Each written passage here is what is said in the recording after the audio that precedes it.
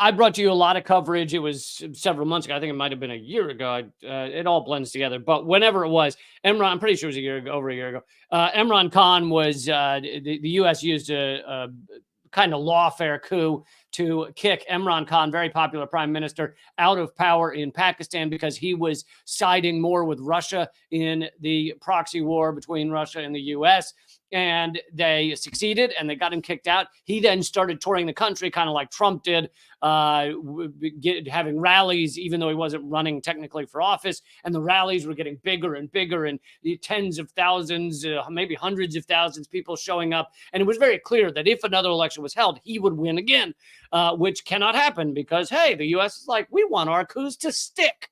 And so they then got him arrested. Pakistan, the Pakistani opposition parties or whatever, got him arrested. He's now in prison right now, Imran Khan. Oh, he was also shot as well, and I believe in the leg.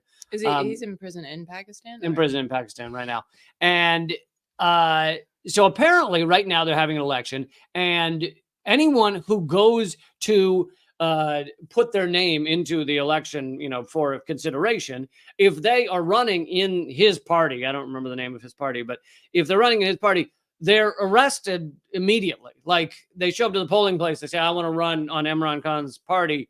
They're just arrested and I guess disappeared. I don't know. Sounds like a great democracy, doesn't it?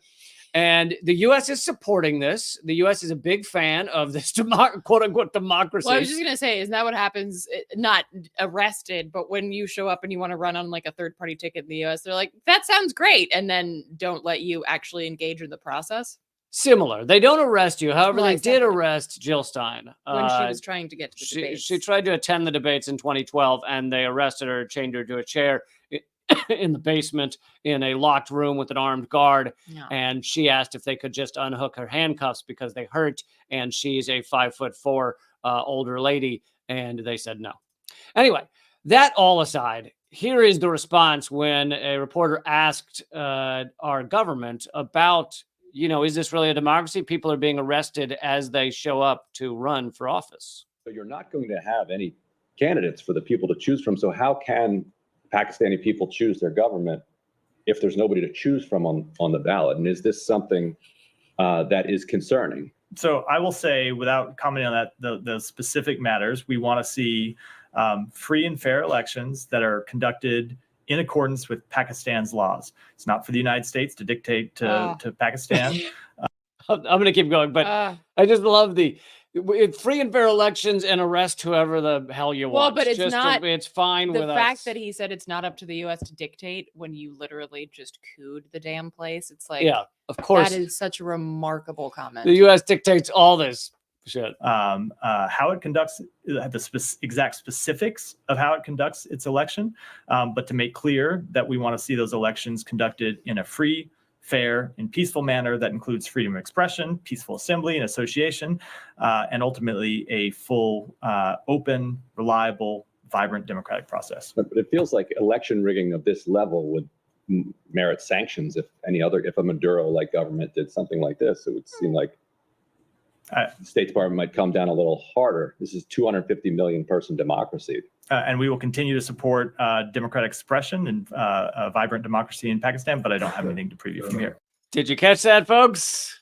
We will support democratic suppression. And then someone points it out to him. You said you will continue to support democratic suppression. I said expression. Oh, expression. No, you didn't. No, you didn't. No, you definitely did not say expression. Wow. So I mean, we could spend the rest of the time just talking about psychology, but like, does that mean that like there's a little modicum of humanity in this douche canoe that just like popped up for a hot second, like a sparkler? No, no. Freudian slips do not mean there's humanity there. I mean, I will say, so you mentioned earlier today Bush's now famous Freudian slip where he said, invading a country for no reason illegally. You can't do that. He says you can't do that, such as the invasion of Iraq. And he meant to say Ukraine. Now, I will say that Bush is a soulless piece of shit, but it does seem that these decisions were not his to make. They were made by Dick Cheney and others, Rumsfeld. And he seems to have an issue with them because he's had multiple Freudian slips on that in that arena. Well, he has issues with them, or Like it's something in his psyche is hung up on the fact that he killed 1 million people. so that, then that does mean that that there would- is like a modicum of humanity. in his case, that would. In this guy's case, I think he just probably part of his brain was going, "Don't say suppression, don't say suppression, don't say suppression." So he said suppression, but don't think of an elephant kind of thing.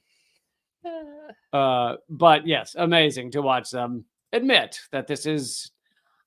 Sometimes I hope that, like, a million years from now, when there's some other life form that somehow gets a way to watch some of the hilarious pitfalls of humanity on Earth, I hope they see this and they just have a chuckle. They have a great time. I just hope that, like, in a million years, somebody can laugh at how remarkably evil and stupid the United States is. I hope that for them.